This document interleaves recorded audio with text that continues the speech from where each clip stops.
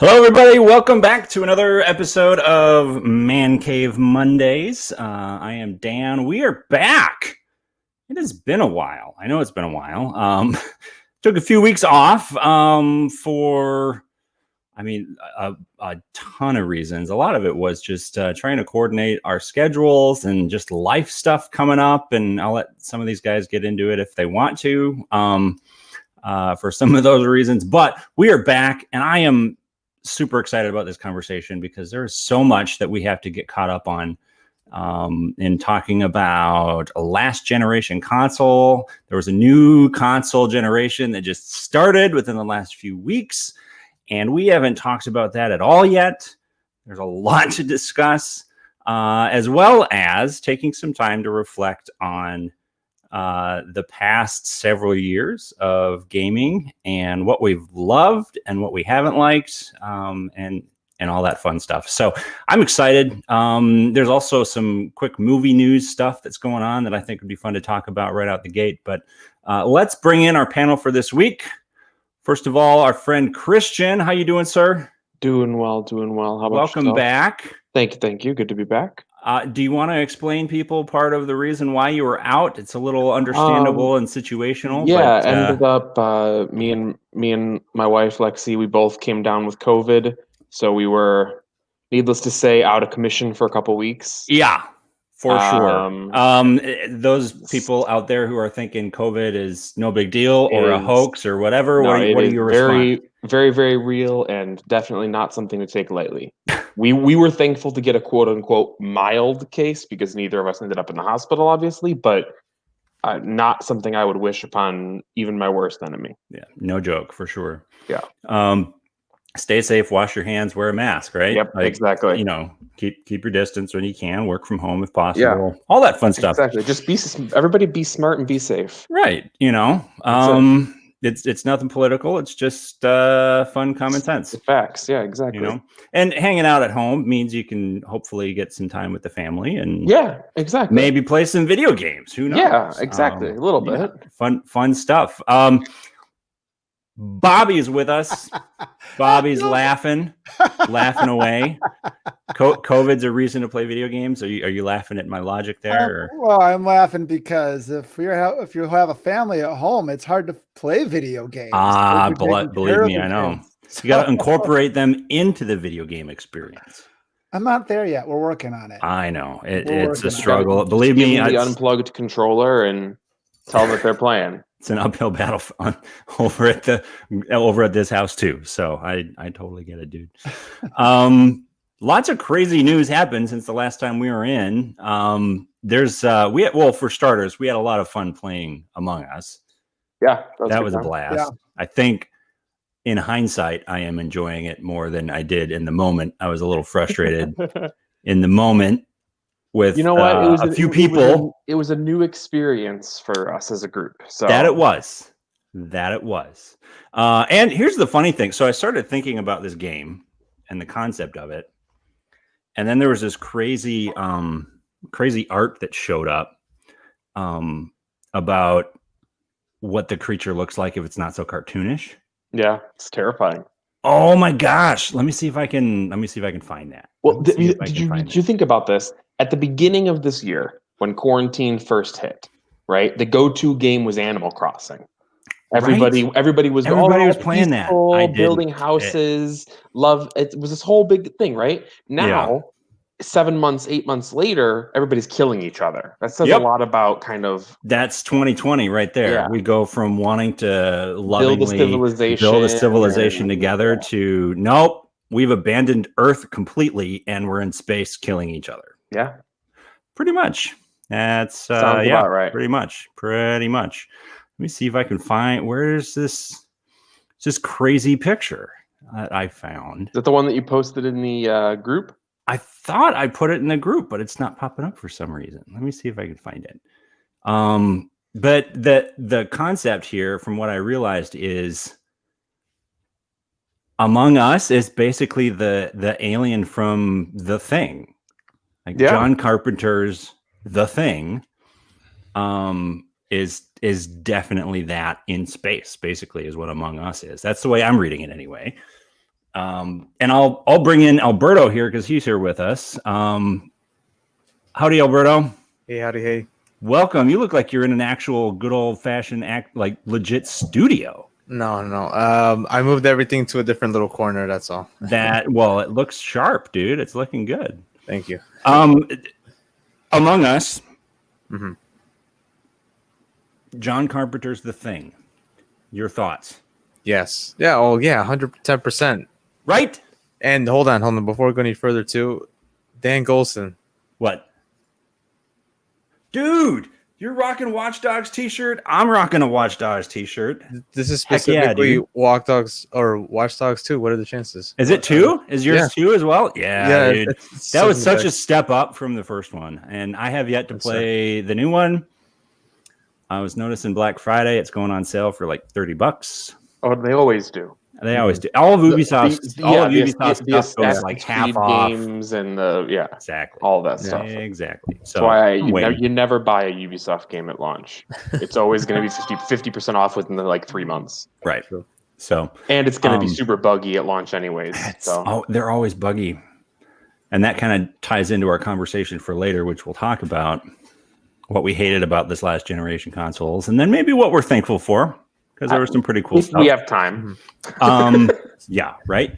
Maybe we might have to cut the conversation off at 9-10 and say, okay, now we're transitioning to what we're thankful for because it's Thanksgiving this coming week. So we might as well some positivity. Try and end on a little positive note, especially since this is 2020 and the year's been just let's end in the positive. Let's focus on that. So real quick question for Bobby. Bobby, have you been in this previous generation of gaming at all? I know you've said you've been out of the loop for a little while. The last time I owned a PlayStation 2, I think I own a PlayStation 2 because it had a DVD player. Okay. Yeah.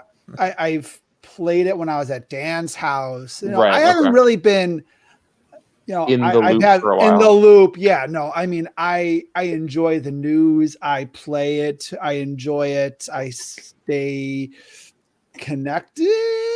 Right. I'm not nothing like on your level, but I try to at least stay enough. So if I hear a name, I know okay, they're talking about X, Y, Z. Got it. Right. Yeah. Right. That makes sense. Okay. That makes sense. There's the picture. Okay, let me see if I can share this. I put this on my Facebook. It's terrifying.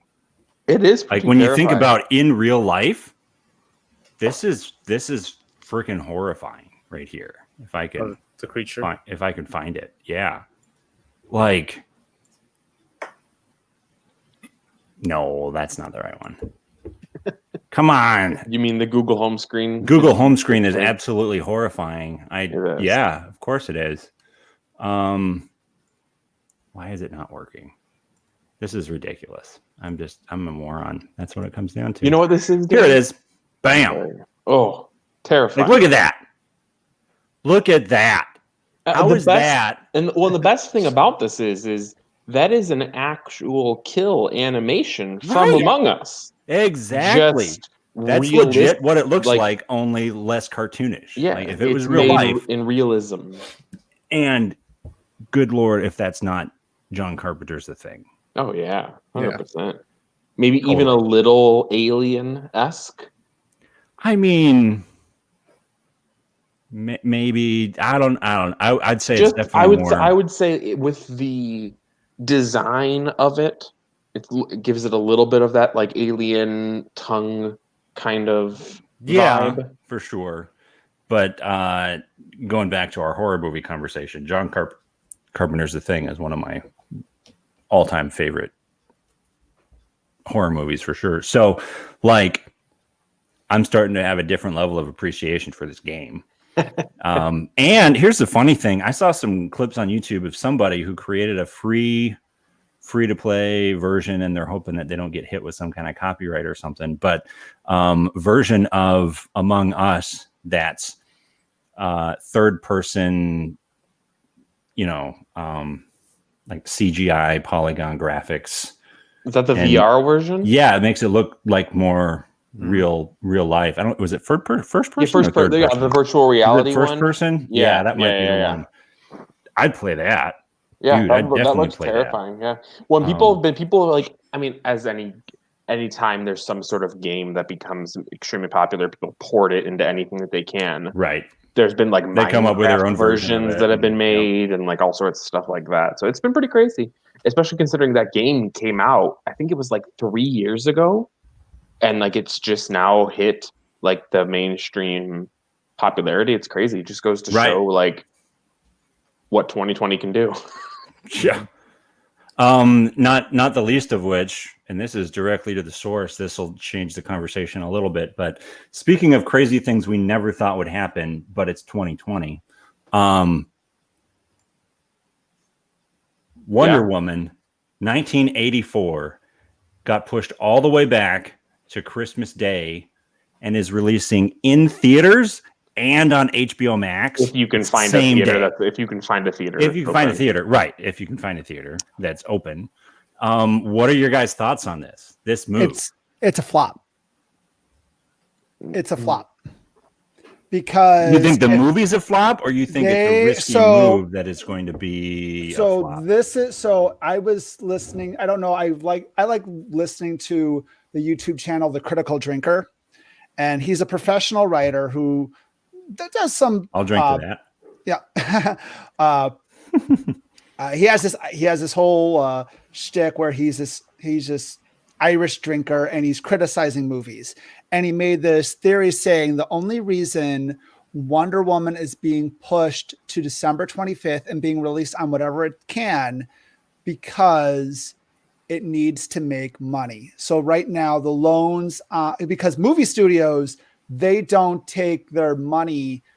They don't do this out of pocket. They're just getting loans from banks, from other investors, and they have to make producers are the ones that are putting up the money. They're executive producers, especially. So they need to make up their money fast. And right now, the best pre-COVID, the best way to make your money on a big budget movie is the theaters, and it have to be number one for a couple weeks. So right now, this is why Disney's holding off on Black Widow and all those. They know these big budget, they need to hit big and they need to make as much money as possible. They're not going to make as much money. So they're just hedging their bets and they're getting whatever they could. So when you say that it's a flop, what do you mean exactly by that? Do you mean financially, or do you mean the movie itself is going to be awful and no one's going to want to see it? Probably that. That's what, and I'm going off of what this guy said. I don't want it to want it to be a flop. Here's what I'm thinking. This movie is going to be fantastic. This is very clearly a move to keep people who have subscribed to HBO Max happy. I think there's a component to that for sure. Because otherwise, or at the very least, for those who are on the fence about whether or not it would be worth it. Yeah. To push them more towards, I'll give it a try for like a month. Yeah. Watch Wonder Woman and see if there's other stuff on there that keeps them and then they're hoping that then other stuff will keep them locked in. And then also I'm expecting that before the end of the year we're going to get an official release date for the Snyder Cut. I think so. So then they'll drop this the end of the year and people will say, "Oh, well, Snyder Cut's coming in whatever, March, April, whatever. I'll just keep my subscription until then." There's enough movies. The other side of that coin too is all of the DC Universe Online exclusive content is slowly making its way over. Exactly. You got your Titans, which is, to be honest, as someone who signed up right away once the Snyder Cut got announced, because I was like, well, I've been harping on this for 3 years. I better put my money where my mouth is and let them know I'm serious. The thing that's kept me there the entire time has been the DC Universe Online stuff. That stuff coming over has been awesome. Like the Harley Quinn cartoon, I was on the fence as to whether or not that was going to be really all that great. It's not canonical with any of the other animated stuff. It's like its own thing. Its own universe. And so right off the bat, I was like, I don't know. I'm really invested in the whole like animated universe. I've got all the movies and I love all of that stuff that they've been doing. And I'm like, I don't know if it's not connected with any of that. I don't know if I'm all that into it. Decided to give it a shot, and I was hooked from the very first episode. Like, it is absolutely a mature, adult-focused series, and they knocked it out of the park. I'm like, wow, this is unlike any other DC animated anything, and arguably like unlike any DC anything that we've seen visually outside of some of the comic books. So she's the Deadpool of the DC universe. Kind of. Well, I mean, again, the closest thing. The closest. I would say on film. On film, they're definitely trying to scratch that same kind of itch on the DC side. That, I mean, Birds of Prey was definitely more. Yeah. You got that vibe for sure. Did you guys see that they announced Deadpool 3? Yep. With the Bob's Burgers writers. Yeah. Which is an interesting choice. And I mean, and supposedly Ryan Reynolds only said he would agree to it if Disney agreed to keep it rated R. So all right, we'll see. I believe that too. Yeah. We'll but going back to Harley Quinn, this animated series, she's definitely not Deadpool. I mean, it's very true to her character. Don't get me wrong. But I don't know. Like, they handle her character very well, and there's a lot of stuff that they touch on in the comics, and a lot of the crazy dynamics between her and the Joker, and just intense violence in the direction they go, with a lot of risky decisions that would have extreme ripple effects canonically. And they're just like, nope, this is its own thing. Do whatever you want. More freedom. Yeah, and that makes it so good. It makes it that much better. I'm like, I wow, that was a risky choice they did. It's kind of like the Joaquin Phoenix Joker movie. Right. The fact that it's not tied in or connected to anything else that we know gives you a lot. Well, yeah, that we know of, gives it a lot more freedom to kind of set its own rules. Yeah. Well, Alberto, you've been very quiet. Yeah, I'm curious what your thoughts are. Have you seen any of the DC Universe Online stuff yet, or no? No, so far Harley Quinn's been on my to watch list. I started watching a few episodes of Doom Patrol, and I did enjoy it. But I think as far as DC goes, the most I've invested my time into outside of just the movies was the Watchmen show. And I mean, also really good. Yeah, I mean, that one's probably my absolute favorite one of the bunch. I really like the direction they went with. So I don't know. I haven't really kept up too much with a lot of like the shows. Mainly because I'm waiting for Christmas time, because that's the time when I start like binge watching all those shows that have like 20 something episodes in every single season. Right. Because you have all the time in the world to do it. Right. And, well, that was like I had a day off, and I was at home by myself. And I don't know if anybody's been keeping up with some of the stuff I've been sharing in the group, but I'm working on this Nintendo Entertainment table. A coffee table that I'm turning. I put an NES in, and almost done. But the major legwork that I had to do with getting the actual system like installed into the table itself, that was like a whole day's worth of stuff. So I just stuck Harley Quinn on and binged it all day long while I was working on the table. Definitely binge-worthy stuff, Alberto. Like, there's really good stuff out there. Do you like how they? And do you mind if I go into a little bit of a spoiler territory into Harley Quinn for the show? Yeah, in terms of some of the direction, like they made like Robin. Well, I guess we'll let people know. Spoiler alert. Yeah, they kind of made Robin her foil. I mean, yeah. They definitely take and Robin in a slightly different direction.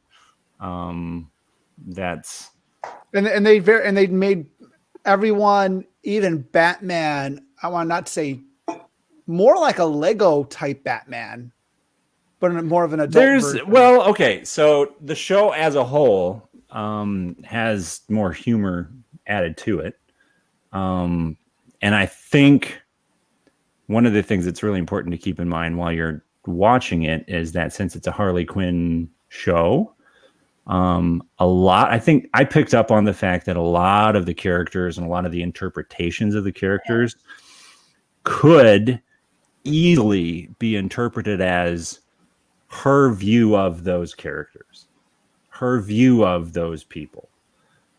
So when you're talking about her interactions with Robin, and it's a young Robin, it's the new It's Damian Wayne Robin.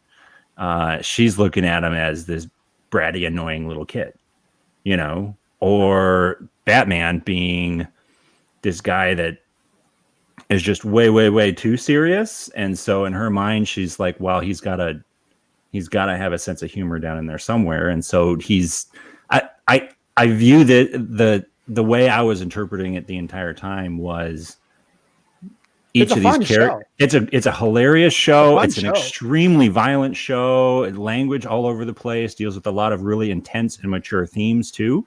And they do a really good job of keeping it balanced, which is something I was hesitant of. That's part of the reason why I had a hard time going in the first place. I'm like, well, if it's not taking Batman serious enough, I'm out. If it's just jokes left and right and that's all it is, not really interested in that, because that's not DC for me. But it wasn't. It was a really good balance of all of it. So anyway, I think Wonder Woman 84 is going to be an amazing success. I think it'll however be a you good judge time. that, but it's arguably going to be the largest movie to be basically coming only to streaming services. Let's be honest. There's not many theaters that are open in North America. I think the theater component to it, I think, to be honest with you, I don't think the theater side of it has anything to do with actually making money.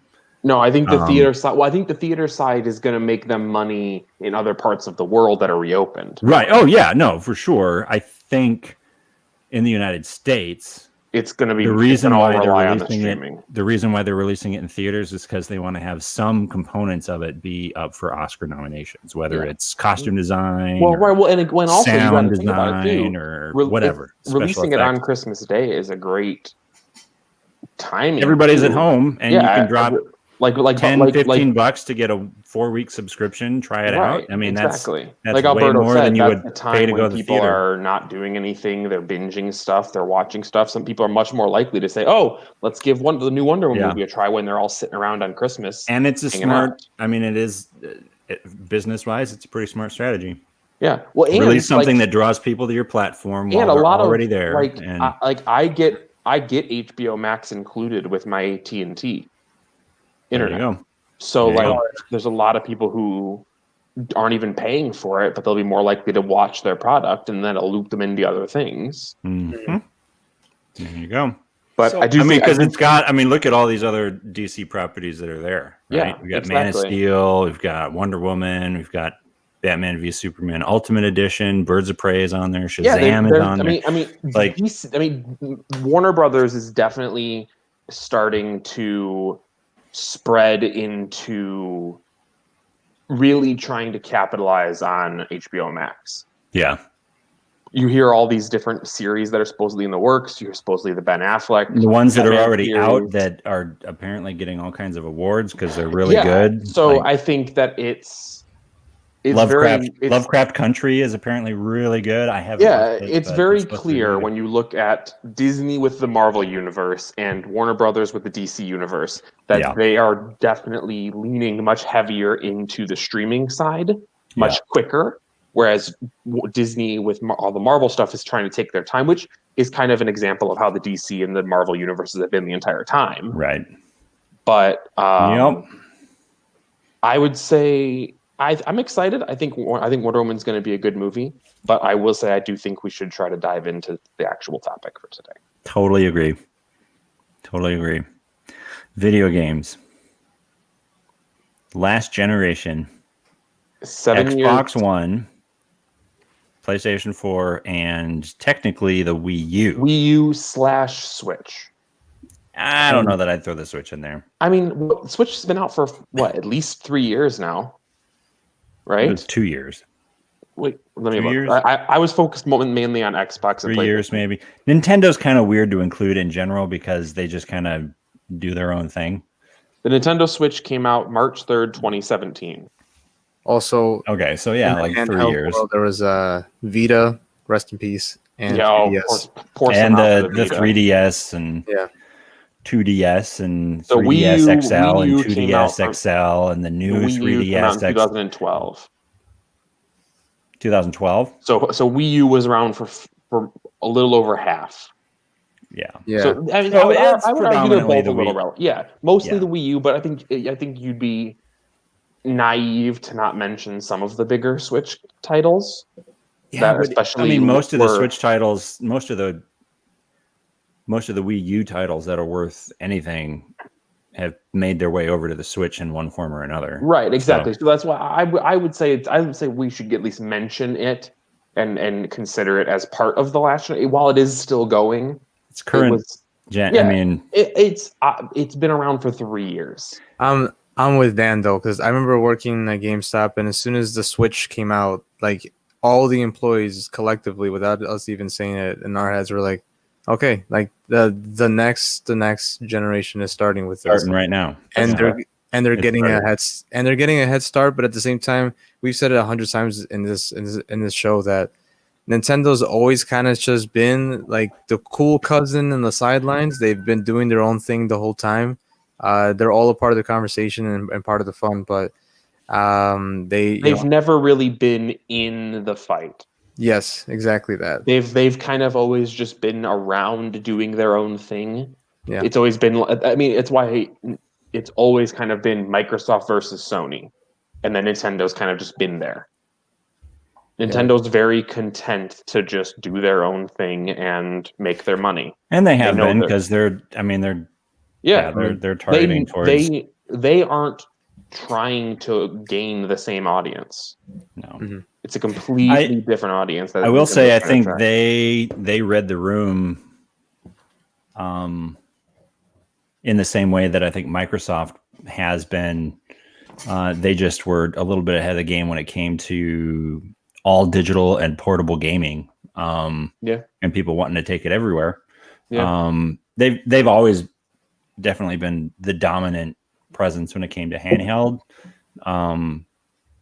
But I do think it's important to recognize the fact that the Switch was a major step in people getting used to the idea of gaming on a device that's about this size, taking it wherever you want, and having an all digital library. Like, yes, they got cards. Yes, they got carts, same, cartridges or whatever, same as 3DS and all that stuff. But if we're being honest, most people who have a Switch and use it as a portable device that they take with them everywhere, they're not lugging around a whole pocket full of cartridges. No. They've got a massive SD card that they put in, a micro SD card into their system, and they're all just on their digital. Yeah.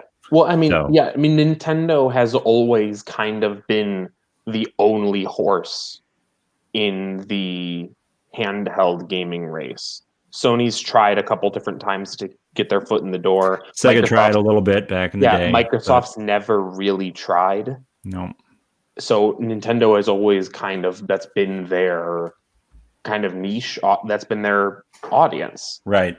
So what is out of the past 7 years? 7 years. Yeah. 2013 to 2020. What have been? Let's start with the terrible stuff, because we're going to end on a positive note, because it's Thanksgiving and we're going to be thankful. So we're going to end on that note. But yeah, go ahead. I was going to say, do you want any of the metrics about the units sold? Yes. The number of games. So whenever you guys are ready for that, I don't know how to kind of. Do you have that right now? I do. Yeah. Let's go there, Bobby. Yeah. Why don't we start with metrics? Do you have it on your screen to share it with us? Or do you want to just run the numbers? Okay. No, I'm going to share my screen. I got nice little graphics that I made for you guys in Excel.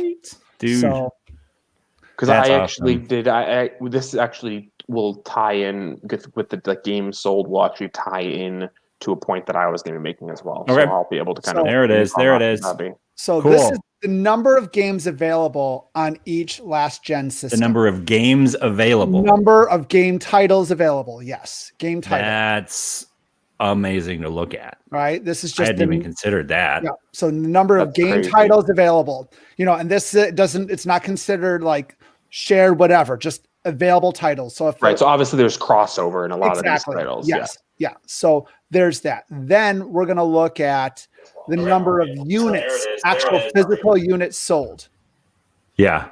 So these are the number of physical units sold in millions when I look this up. And this is all from Wikipedia. And that's, I mean, we all know that number. Yeah. I mean, we don't maybe Or know Wii it U. for sure, but we knew PlayStation, as far as the number of consoles sold, was substantially more than everybody else. This is consoles we're talking of, right? This is console units, right? And then I have top 15 games from each system on a per unit. So if we're looking at the top 15 titles for each system and how they sold in the millions. Okay. So PlayStation had the most top 15 titles sold. Okay. You know, so whatever we had so out of their 15 top this games, is their top in units sold. Correct. Out of Xbox top 15 titles, 80 million were sold, or 80.53 million. Out of Wii U's top 15, it's 54.81 million. And I think that right there in of itself goes towards the point that you've been making for a long time, Dan. And that's that Microsoft and Xbox aren't going for the big solo titles. They're not going for the big, they're just trying to get they're trying to get a big audience. They're trying to get a big player base. They're all about the. So let me ask this, Bobby. Maybe you can clarify. Maybe you don't know the answer. But when we're talking about number of games available, can you go back to that one? Number of games available. Is that Xbox One title games? That's not counting backwards compatibility, I'm guessing, right? No, this is from Wikipedia. So they said when I looked up Xbox One games available, it said 2,617 titles. So I would imagine that's games that were released for the Xbox One. Yes, yeah. Right. Which might include some probably a handful of games that were remastered from 360 and that sort of stuff. And that's a whole nother conversation. Yeah. But obviously Xbox, if you include all of their backwards compatible games, the number of titles available on that system is ridiculous. Yeah, astronomically above both of them. I'm not going to attempt to say that Sony is. Again, we've talked about this before in the kind of the PS5 versus Xbox Series X episodes, that Sony is very clearly going for the first party heavy games. You need to buy a console to play this game. Right. And Microsoft is going for the, hey, we've got anything you could possibly want to play, and you can play it wherever you want, pretty much. They're going for the ease and the accessibility, whereas Sony's going for the exclusivity. So I think that in of itself is like you said, it's the different mindsets and the different goals, and they've clearly been kind of going on that split for a while now. Like Sony's been very slowly kind of setting up their stance as if you want to play these games, you need a PlayStation console, right? And Xbox, I mean, we can kind of veer off into this later on when we get to the best parts of the last generation, but I pulled up a list of the exclusives from each console, and the list of heavy hitters for Sony compared to the list of exclusives that Microsoft released this generation, I'm sure it's radically different. Yeah. So I think that I don't think anybody with any common sense would argue against that. No, but so it's just showing the difference in mindsets, and I think that I think even as this generation progresses, as the new generation progresses, it's going to become even of a wider gap. Right. I do think though, and I mean, obviously you guys can disagree with me. You might disagree with me. I think though the exclusives on the whole, PlayStation definitely dominated this past generation. I think the majority of multiplayer exclusives, Microsoft still holds the cards on that. What do you mean? I don't think there are any exclusive games on PlayStation that have as intense a following. I got you. Multiplayer focus. Yeah. Like a lot of the major first-party exclusives that are on Xbox. Yeah, the Halo, Gears of War. Halo, Gears of War. Now that Sea of Thieves is taking off pretty big now with all of that. Right. Which I think is why Sony made that partnership with Activision and Call of Duty. Right. To say, okay, you want some bonuses playing Call of Duty, you need a PlayStation console. Right. Mm-hmm. Because Sony is, you're right. Sony is much more on their exclusives are the huge, single player experiences. They're even some co-op major single player. Yeah. Even the ones that do have a multiplayer component, Last of Us, right? Uncharted, right? Yeah. Nobody's buying those games because they love the multiplayer only. Right. You know what I mean? Yeah, exactly. Those aren't whereas some people are going to buy Gears of War or buy Halo or whatever because they really don't give a rat's rear end about the campaign. They just want to jump on and do multiplayer. You have millions of people who are only going to buy the new Halo to play multiplayer. Right. They might never touch the campaign. Right. Exactly. Yeah. Exactly. It's kind of like, with the new Call of Duty game, the campaign doesn't even download right away. You can choose to download it first. Right. Exactly. So what is it about this last generation that we are not so thankful for? What are some of the weaker parts of stuff that came out of this last generation? Pay to play. Pay to play is a great one. Pay to play. Thank you, Bobby. Loot boxes. Sorry, that's kind of the big thing crates. that I'm aware of, especially when it comes to the Star Wars Battlefront 2. Yeah. Oh my gosh. So that was. Hopefully they've learned their lesson. Although people are still dishing out all kinds of dough on FIFA. Like, if there are any FIFA fans watching, in the comments, please explain yourself. Any yearly. Why are we dropping that much money every year on a roster update and then dumping all of these microtransactions? Anyways. Yeah. Sports games should be once every 5 years a brand new game, and it should just be roster updates every year between that. That just makes way too much sense, Christian. You're fired now. Yeah. You can't work at EA, that's for sure. You're making way too much sense. Right. So. Well, but you know what though? It's the same thing like a new Call of Duty game every year, or people are buying it, so they're going to keep doing it. It's all about merchandising. Right. Spaceballs the cup, Spaceballs the t-shirt, Spaceballs the yogurt. May the Schwartz be with you. Exactly. Alberto, what do you got? Anything? Yeah, what do you think, dude? Last generation, what is the biggest disappointment for you? I'm trying to think. It's more of a personal one. I think a personal gripe I had was not a gripe, I guess a disappointment. There wasn't really anything coming out from Rare.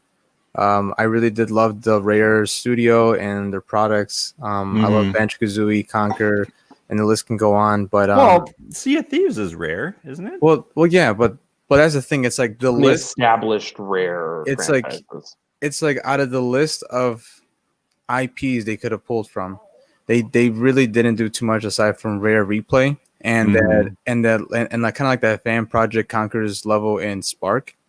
And Killer Instinct. And Killer Instinct and Battletoads. The new Battletoads that just came out, right? So, but that's the thing. It's like almost not a ton. You're right. Yeah, not a ton that's grabbing everybody's attention.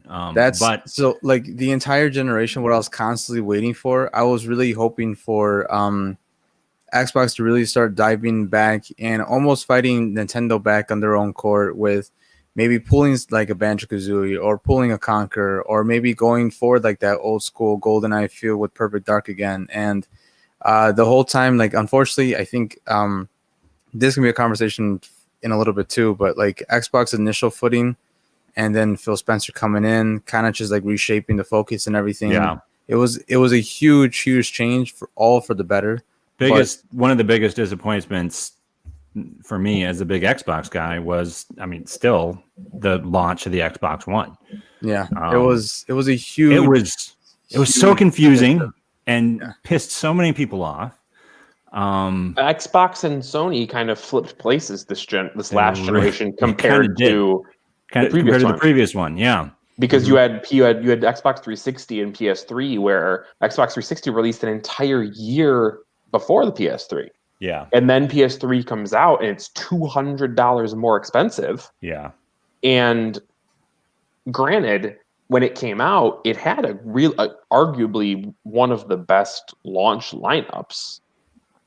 But I mean, yeah. So, but then, yeah, like the Xbox One's launch then was very comparable to the PS3's launch. Just a lot of angry fans, a lot of mistakes being made. But yeah, a lot of mistakes. Here's the thing, though. I think a lot of that was because Microsoft recognized where the industry was going and was trying to push people there rather than draw people weren't ready for it. Right. Not only were people not ready for it, but you don't push people into it.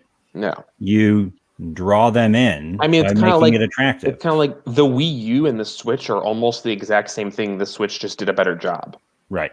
Or, I mean, when you look at people weren't ready. So let's look at all of the things that everybody was really, really ticked off about the Xbox One when it came out. Always online. Yep. That was a big issue, right? Arguably the biggest issue. The digital rights management and not being able to share your games and the whole licensing issue, right? People had an issue with that, right?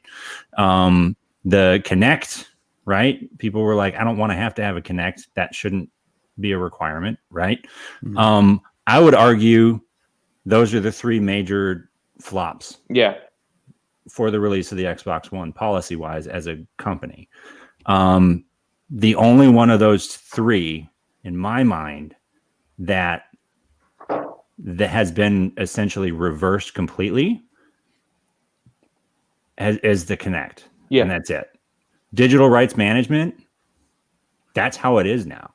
Yeah. Like, yeah, sure, you can get a physical disc, you can buy it, you can trade it, whatever. That didn't necessarily change. But as far as the way that games themselves are installed on your device and the way that you play them, the disc is basically just an access key now after you install it. You're not playing games off of the disc at all.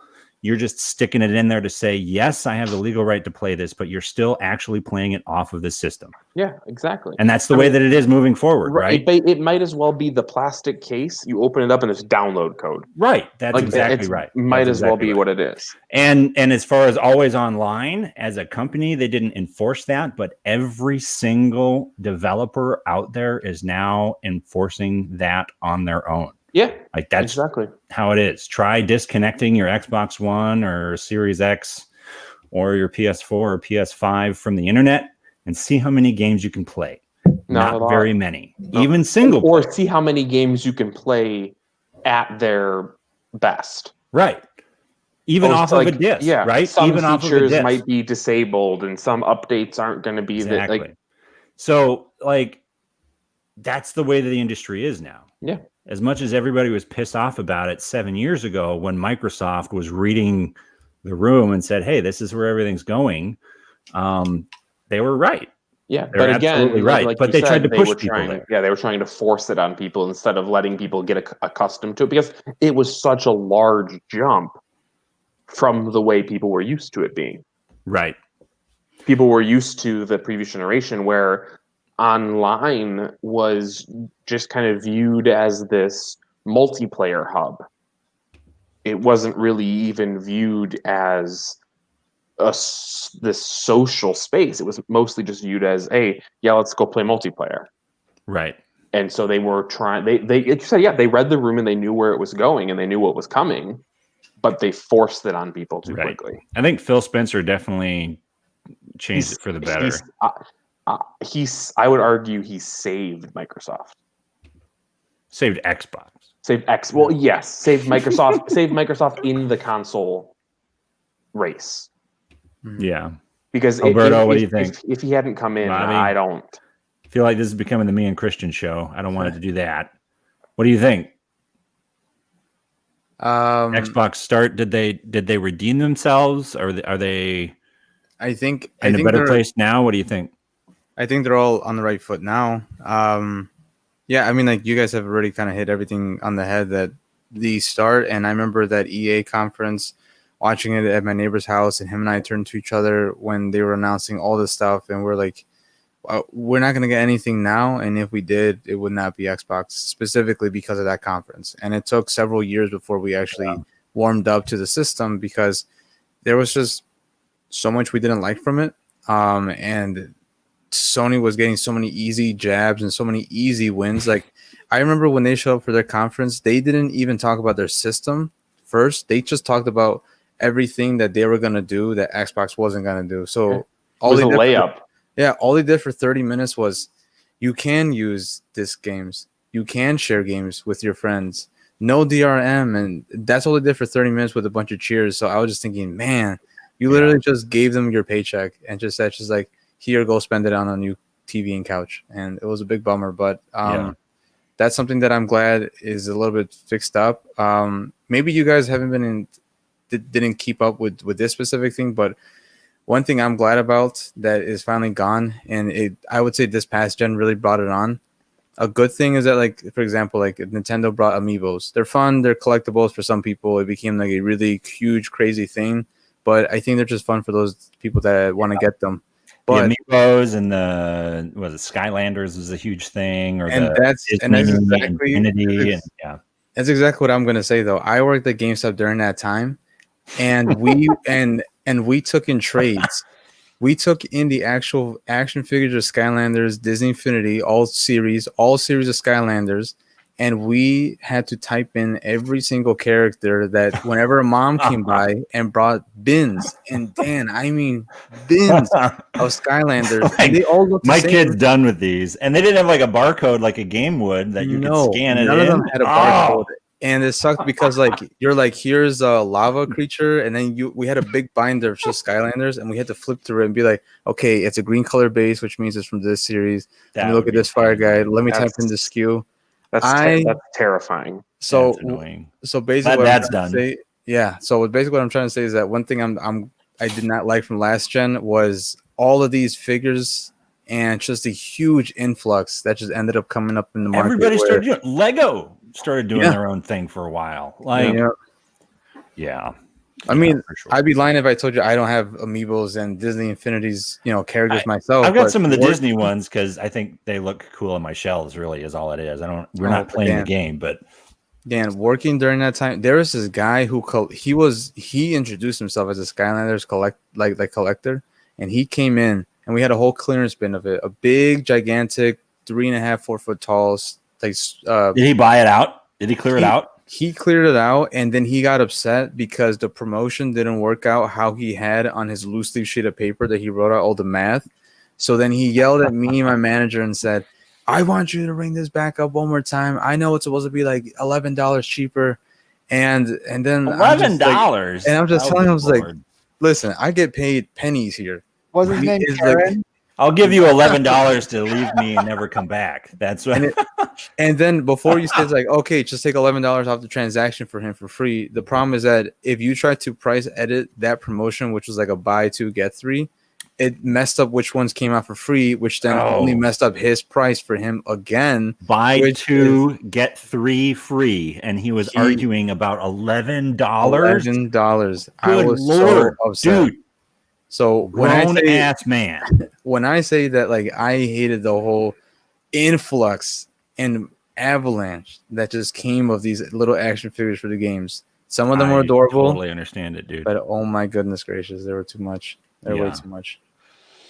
Let's just be thankful that Pokemon never got into that. Oh god, that would have, for sure. So go ahead, Bobby. What about the quality of the games on the release date? Because do you think that because game developers knew that they could update the game so they didn't have a fully polished product. They had a working product, but they rushed it out so Sometimes. fast. And then all the instead people of- who bought Batman Arkham Knight on PC, you're still not playing it because the thing was broke, and they gave everyone their money back on Steam. or like pulled it the from like the library. the like 3 years of Assassin's Creed Right, games that right. didn't work. Like, Oh. and they never gave them their money back, or they gave them their money back, but you're still not playing it. So, But I think that was the one problem, I guess, last gen systems, and hopefully they fixed it. And you guys can probably speak to this, that they're making better quality games on release. I think the only people who or are are they worried about super- that is Nintendo. They definitely, hands down, have the best. It's not perfect. Don't get me wrong. Like, I feel like online gaming and internet downloads and all digital related stuff has made everybody get extremely lazy when it comes to this stuff 100%. compared to who they used to be. But Nintendo is definitely the best as far as like the game comes out and it works. And That's because Nintendo has the worst post-game launch support. Oh yeah, that's true. They don't That's support for their sure. games ever. Right.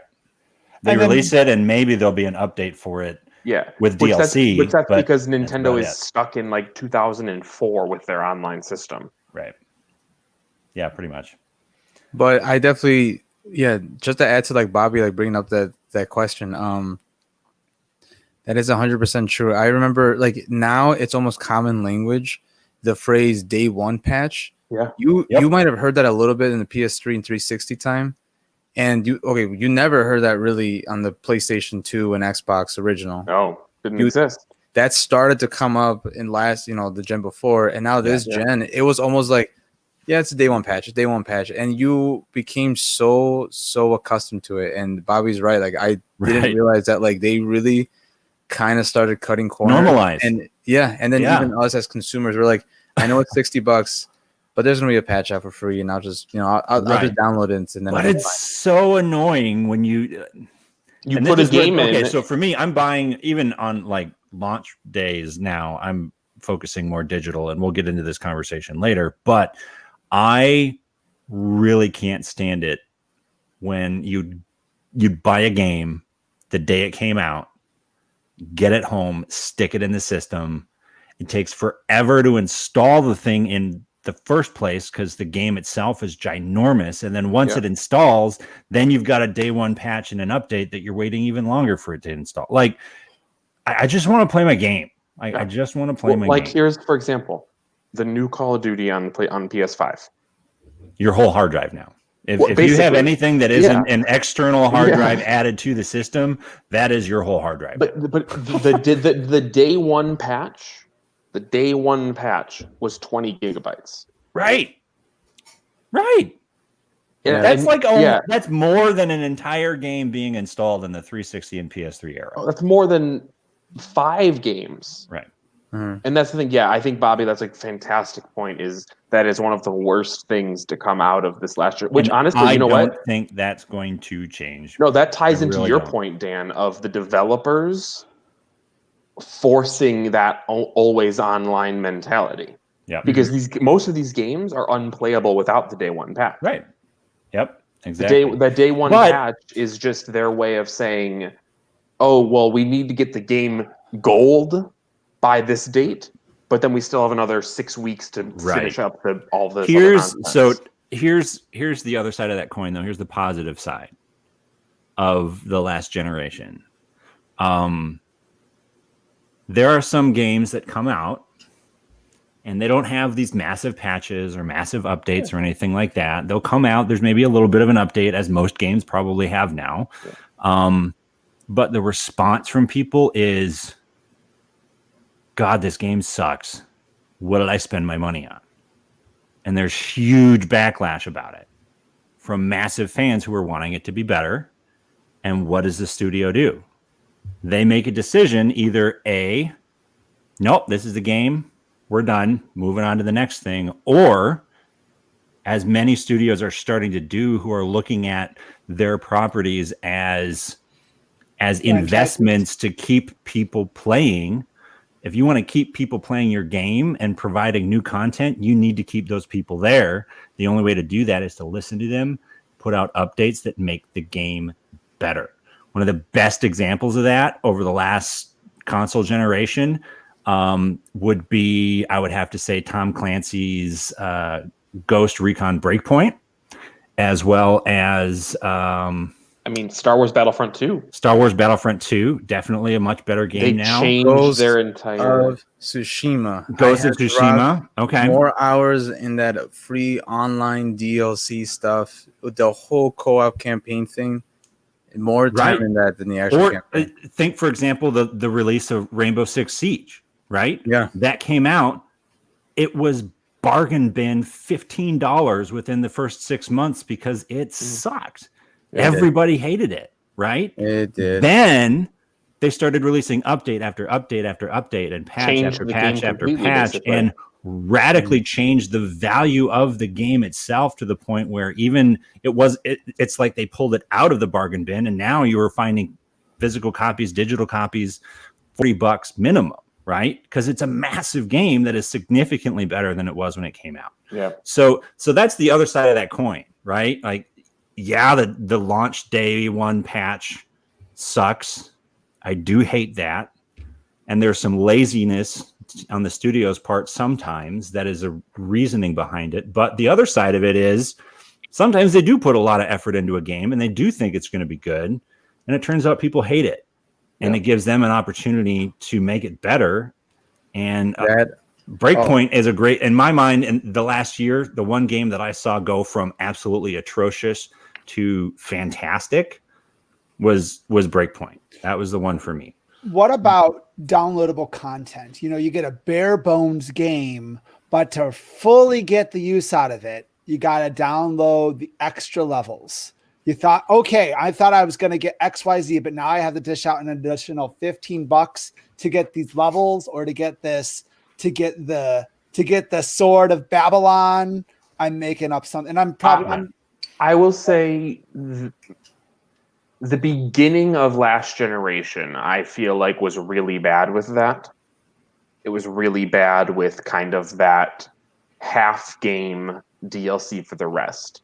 Mm-hmm. Whereas now I think games have kind of transitioned to a full game, but then a bunch of just extra kind of sprinklings of DLC. Right. The major content, especially when we're talking about games as a service, and we're talking about multiplayer stuff, the main core content is being released for free as an update to everybody now for most games as a service. Yeah, I will say that. And there'll be like little downloading. Yeah. That definitely was an improvement over the past generation.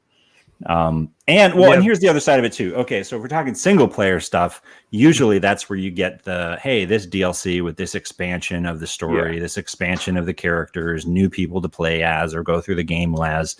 I get that, and to be honest, I'm okay with that still, because the price of games is still $60. Now it's looking like it's finally going up to $70, which is nowhere near keeping up with inflation still.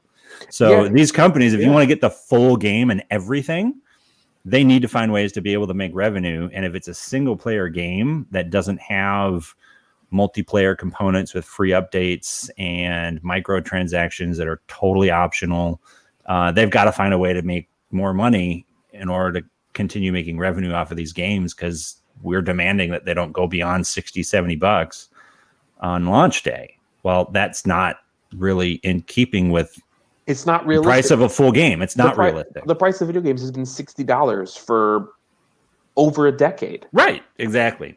And so that's why, like, you have a lot of people who've been kind of getting mad at games going up to $70, and it's like, realistically, I'm not mad one bit. Games should have went up to $70 7 years ago when the PS4 and Xbox One came out. A full game now, keeping up with inflation, should be over $100. Yeah, it really should. So if you're adding all the DLC together and you're getting the whole game in its entirety, I mean, great example, the new Assassin's Creed Valhalla, right? The new Watch Dogs Legion came out. If you want the full, complete, ultra, whatever, super duper mega version, it's $100. It's $120. Yeah. Well, usually you've got your $60 $60 version, your $70 or $80 digital edition that gives you a couple extra skins, and then you've got your $100 Ultimate Edition Right. that is going to give you the next 6 months of DLC included. Exactly. Mm-hmm. But it's looking at games as a service now, Right. as a long-term service that they want people staying connected with. Which that's term. another reason why games are becoming bigger and bigger file sizes, because they want to be the only game you have installed on your system. Right. For sure. Like, I want to share two things also from last gen that definitely were also a little bit of down points. Speaking on Bobby's point about like not getting like the full experience and whatnot, so that's kind of like a financial like just stress. But I think I honestly forgot until looking back, the last gen games came out during the recession. And that was a really kind of like uncomfortable financial time. Yeah. And then on top of that, I'm grateful they didn't increase the cost of games at that point. yeah, like I I'm just wouldn't like have bought anything. I'm just looking back, and it's like it's so weird that the last gen was during a troubling financial time in the country, and now the next gen is starting on such a troubling health time in the country. So it's like it's kind of just like really, really bad luck, but it's interesting to see that like I think this time around they're a lot more sensitive. I think because last time they released in the recession, and now this time they're releasing during COVID. But like Xbox, for example, if you pay $35 a month, maybe you can't drop down $600-700 for a new game and all this stuff. Do you have $20-30 every single month? Because then you can still get the newest games. You can get Game Pass. You can get online, way more affordable during this troubling time, so you don't have to miss out and wait 3-4 years. Right. Like kind of that Alberto, I think, is an excellent point that you're making. Like that is the side of the future and current generation that I think Sony's really going to have to up their game, because the market right now is prime for that kind of budget. Well, they did gaming. They did say recently, there was an interview, I forget which Sony executive it was, but he did say that they have a kind of response to Xbox Game Pass. Okay, and they are in the finalizing That's stages good. of getting I'm very ready glad. to announce I didn't know that, but I'm glad to hear that. Because the PlayStation Now is not. It's nice. I actually just recently got the year's subscription to it, because there was a couple games on there that I wanted to try, because it was $60 for a full year. And so I was like, okay, $60 for a year. Even if there's 3 games on there that I play, that's $60 for a year is a solid price for that. I mean, it's got a decent amount of retro games on there too. Like, one of the big reasons that I got it was because Lexi wanted to play Crazy Taxi. Okay. And so that's on there. There you go. And there was a couple other games that I had wanted to try to play that I saw were on there. And these were games that were full price $60 games. And I was like, I don't think I want to pay $60 for it. Good Lord. Hang on a sec. Hi, He's Andrew. venting. He's venting. He's venting. Hi, Andrew. Okay, everyone say hi to my brother, Andrew. Hi, Andrew. Nintendo. Although someone already took that on YouTube. There's a Nintendo already. There's a Nintendo. You would have to wear glasses and gel your hair a lot. Yeah, a lot. We're talking about. Well, I don't even know what we're talking about now. You totally disrupted my train of thought for you just showing up. You weren't even talking. I wasn't. You interrupted Christian, dude. Yeah, you interrupted me. Let me turn this light on. You keep going. I voted for you in the shadow right now. I don't know. Yeah, hold on. The shadow knows. Anyways, Christian, I don't remember what I was saying. Oh, we're talking about PlayStation's response to Ultimate Game Pass. Yeah, so I would really be excited to see that, and I personally would find myself probably signing up to be a part of that. I really would. And a big part of that, to Alberto's point, I think, is because with the price of games going up to $70 a piece, and the cost of these new systems is like $500 a piece or $300, You're much less likely to say, "Oh, this game looks kind of cool. Let me give it a try." Right. You're not going to buy a game you're not sold on for $70. Exactly. And here's the thing. Like Microsoft really. Yeah. Yeah. Go ahead, Bobby. No, I'll speak to that. So Apple finally got smart, and they made an all-in-one subscription for all their services. Okay. So now I have access to Apple Arcade. There's like 1,000 games on it. I don't know if I like the game. I'm going to download it. I'm going to try it out. And if I don't like it, I'm going to delete it and I'm going to download the next game. Right. But you would be much less likely to try that game if it was $15 a game or $20 exactly. a game. Yes, exactly. And in this era of, a lot of people are at home, whether it's because they lost their job or they're working from home. Right. And so playing video games, an activity to pass the time on at home, right? In addition to staying connected online with people is like feeding into the online gameplay. In addition to the fact that people, like, the economy's tanking, people are losing their jobs, so they don't have all this money to dish out for these games or to dish out for these new systems, right? Yeah. Microsoft kind of rolled the dice and got lucky for this window of time, being able to say, hey, you can drop $35 and download the app on your phone. And if you got decent enough internet, you can play all of our brand new games.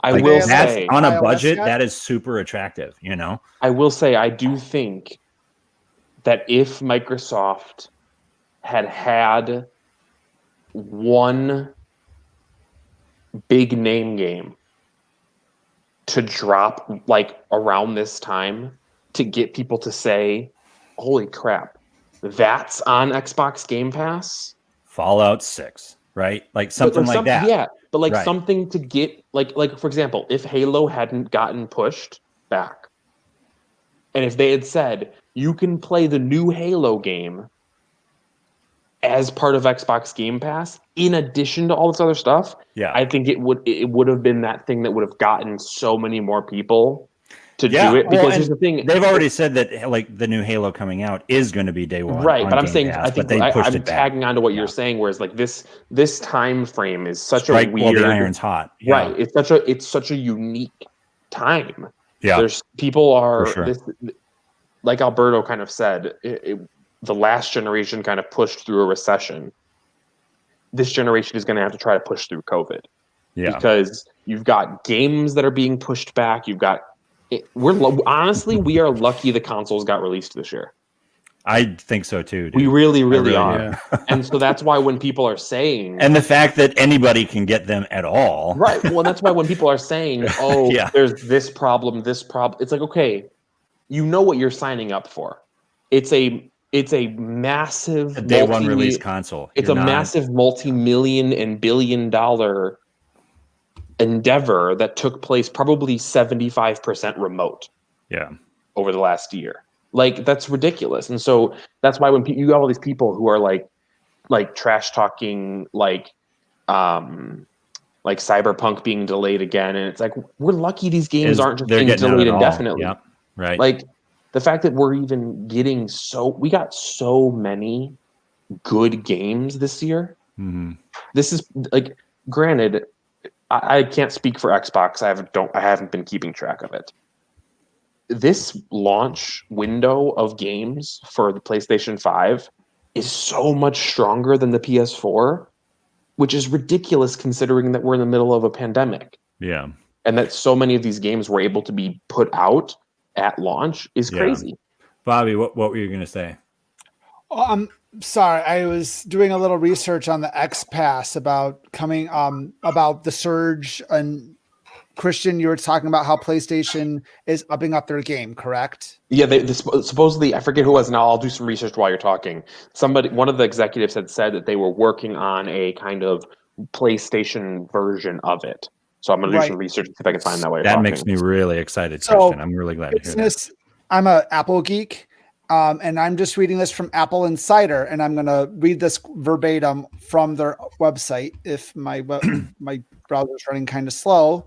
And it said, Microsoft told employees it plans to release a browser-based app for the Xbox Game Pass streaming service next year, 2021, that will get around Apple App Store rules. Wow. So it will absolutely end up on iOS. So right now, so the big thing is Apple That's the big likes to hang-up take right a now. share of their cut. That's a Yep. big cut. So Yep. if they can bypass the App Store and just put it on the Safari browser, that way you can get the Xbox Pass That's on huge. your browser on any tablet. Yeah. So that's big right now, and we'll see what Apple hasn't commented on that. That article was as of October 9th. Okay. So you can see it's starting to get very competitive. The streaming, the video game streaming wars. Oh yeah, for sure. So I found the article. Okay. So it's Sony CEO Jim Ryan was doing an interview, and this article is coming from GameSpot.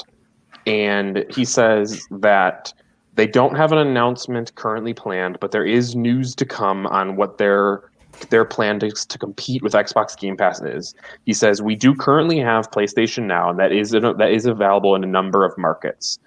PlayStation Now is primarily meant for streaming, whereas Xbox Game Pass is a variety of download and streaming. PlayStation Now does have a handful of games that are available to be straight downloaded to your system. But so over the last couple of years, they've been kind of trying to twist PlayStation Now to match Xbox Game Pass. They dropped the monthly price down to $10 to match it. I saw that too, and then they added with the launch of the PlayStation 5, they made the PlayStation Plus collection, which is like 14 PlayStation 4 games that are available for free with your PlayStation Plus subscription. And it's some good games like God of War, Days Gone, Ratchet and Clank, like a bunch of pretty good PlayStation 4 games. Last of Us, yeah. And so he continued in this interview, and he said, the great first-party IPs are all there, the great partner titles. If you're new to PlayStation, or if you didn't have a PlayStation 4, but you're getting a PlayStation 5, and you're taking a PlayStation Plus subscription, you're getting a bunch of PlayStation 4 for free, essentially, with the subscription. Okay. He did emphasize that they will not be trying to emulate certain parts of the Xbox Game Pass strategy. We are not going to go down the road of putting new release titles into a subscription model. These games cost hundreds of millions of dollars to develop. We don't see that as sustainable, which I personally agree with. And we talked about this. We talked about this in that Next Generation episode. Are they okay? Yeah, are they wait, going? I was going to to say also. I hope this particular point doesn't go on for like 45 minutes though, because I definitely still want to talk about like everything else, but yeah, we should wrap this portion up. But yeah. Did you have something you were going to say, Alberto, or no? Or no. Well, the only other thing I was going to say is that your facial expression, I was doing that and I was doing at the same time. So but here's the deal, Christian. I think my guess is that they're not going the same route that Microsoft is with regard to the xCloud gaming, though, right? Like, download the app and play it wherever you want for $15 a month. I bet that's the aspect they're going to do. They're going to try to do that part of it, especially with the fact that they've given up on the trying to make up the PSP, PlayStation Vita. I think here's the thing. We've talked about this, where Sony's focus is on selling their consoles based on those first-party games and that sort of stuff. So they're not going to put that into a subscription model because they don't want you to be able to play those anywhere. They don't want you to be able to pay $10 to get all 5 of the newest games. They want you to have to buy those games. To buy their console, right? Yeah, which is why I think a lot. If that's the case, so I think that makes that aspect of gaming, like the stream gaming, much more attractive with Xbox than it would for PlayStation for new people. If Xbox has the games to keep drawing people, right? Because here's the thing, and that's why I think that Sony with their, I'm hoping, this is me hoping, that what Sony's finally going to do with this streaming service is give us the backwards compatibility that Sony has ignored for 2 generations. They're going to use this streaming service as a way to say, you've been asking to play PlayStation 2 games, PlayStation 1 games, PlayStation 3 games on your PlayStation 5. Here's how you can do that. And not only can you do that on your PlayStation 5, you can do that on this, and this, and that's where I think they're going to try to copy the Maybe. Game Pass strategy. Maybe. But then again, they're still going to make you pay for it, though. They are, of course, they are. As opposed I to don't Microsoft think- going, "Hey, if you have your old original Xbox disc, just stick it in and it'll work." You know? I agree with the fact that I don't think that is sustainable to release all of your biggest games for $10 a month. I don't think that's sustainable. I think it's totally a genius move, but we can disagree. Agree to disagree. Yeah. Moving on, Andrew. Is there anything before we move into what we love about this past console generation? Is there anything in particular that you were very, very disappointed by? Besides the entire Wii U. Oh man, wasn't even the entire Wii U. The Wii U itself, or just the launch of the Wii U, which was we already talked about the mess that Microsoft had, but dude, we didn't talk about the Wii U launch. I got a question for Andrew because disastrous. I think like 2 weeks ago he brought up something. I can't remember what episode it was, but Andrew brought up about like Tony Hawk, and I've been wondering, did you end up getting Tony Hawk Pro Skater 5 anytime during the last generation? No, I didn't. I hear it was terrible. 5? Yeah. I heard 5 was terrible.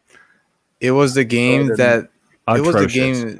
Made the Chicago-based company just honestly go bankrupt, and I feel so upset and sad. I hear it was terrible. Yep. There was like the same button for, was it grinding? Was also the same button for it was that slamming, and it just like threw off your whole flow of skating. Yeah. Okay, so the Wii U, I bought it probably 2 or 3 years into it. The biggest reason why I wanted to buy a Wii U is because Super Smash Brothers for Wii U. I actually used to work at a group home, and I convinced the group home to buy a Wii U for the home. And after all the residents went to bed, me and all the staff members just like, seriously, we probably put over 200 hours in the whole time that I worked there into just playing Super Smash Brothers. That's amazing. It was the best job ever. It was so great. And then I'd come home and my wife would be like, "You played video games at work all day, didn't you?" Lucky. So things that I didn't like, we're talking about? Yeah. Just disappointments.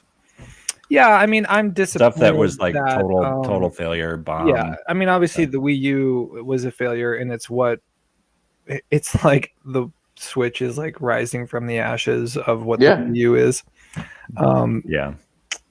I'm really disappointed that they didn't actually utilize this technology more. And for the people listening through the podcast, this is just the gamepad. I mean, there's like 4 or 5 games that like really utilized it. And when they did it, it was super cool. Like some of the best memories that I have are playing a game like Nintendo Land. Has anyone played that? Is that what happened on the Game Master?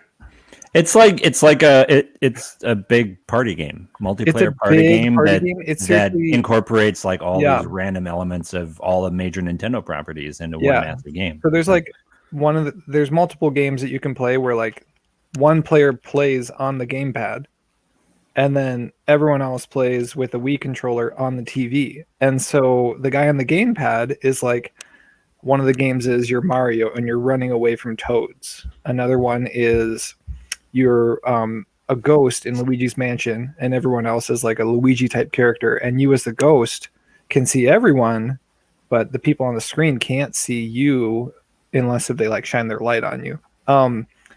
And like, I just wish that they would have gone so much. They would have like really dove into the technology that they made. Which is is that on Nintendo though, or is that more on the developers of all the other games besides their own? I mean, I'm talking even properties. Like Nintendo's first party properties. Okay. There are very few games that like it was like at first it was like you can do all of this cool other stuff on here that like incorporates with the game, and then it very quickly became like you can play it on here, and that was right. Like that was it. You know. Well, It I was remember. I don't remember what game it was, but one of the game's like big selling point was like you can manage your inventory Yeah, on the right. gamepad. It's Which like, is- Zelda. It is Yeah. cool. It is really nice to be able to just have your screen like completely clear, and like when you want to pull something up, it's really easy to do on here. yeah. It's cool, but like it's not worth all of the technology that they created for this. Yeah. And so there's like I very few will games say that this really utilize it. as someone who's more used to the Xbox PlayStation controller, and then eventually, finally, after the console was already dead, got a Wii U, Which is the best time to buy it. So, and the games that utilize the Wii U gamepad, it was so awkward to get used Yeah. to those controls, sure. especially after you're used to just like a regular controller, regular game controller, you know, like the Right. motion control in addition to the joystick, like learning how to play Splatoon. Splatoon, for example, Yeah, or it's learning weird. how to play Star Fox, Star Fox basically Zero. the remastery kind of re-release of the N64 version. Right. Like playing that with a gamepad, especially Star Fox, I was like, is there no other Yeah, way for me to most play people- this without? Nope. Like it's motion controlled and that's it. Yeah, And most it's the people had a default really hard and you time have with to. Yeah. I'm like, I don't want to play it with the freaking motion control. Like I don't. I Lily, like the my motion daughter, on the control. other hand, Yeah. that's her first go-to because it just Mhm. naturally makes sense. But me, programmed into using joysticks on a Right. game controller, I don't want to use a I mean, joystick. you're also Yeah. programmed into inverted, so that makes sense. Exactly, Yeah. the right way to Exactly. play. Exactly, like it's all in there, and I'm not going to change it. So Yeah, so I think my biggest disappointment was just the first system that I got. I have all three of last generation now, but the first one I got was the Wii U, and I was just like the total, fanboy. I'll admit it. And I was just like, "No, guys, just hold out. They're gonna create so many great games for this Yep. system." Yep. And like every first-party game that came out is awesome. Like except for like Amiibo Festival, like Animal Crossing Amiibo Festival, that game is trash.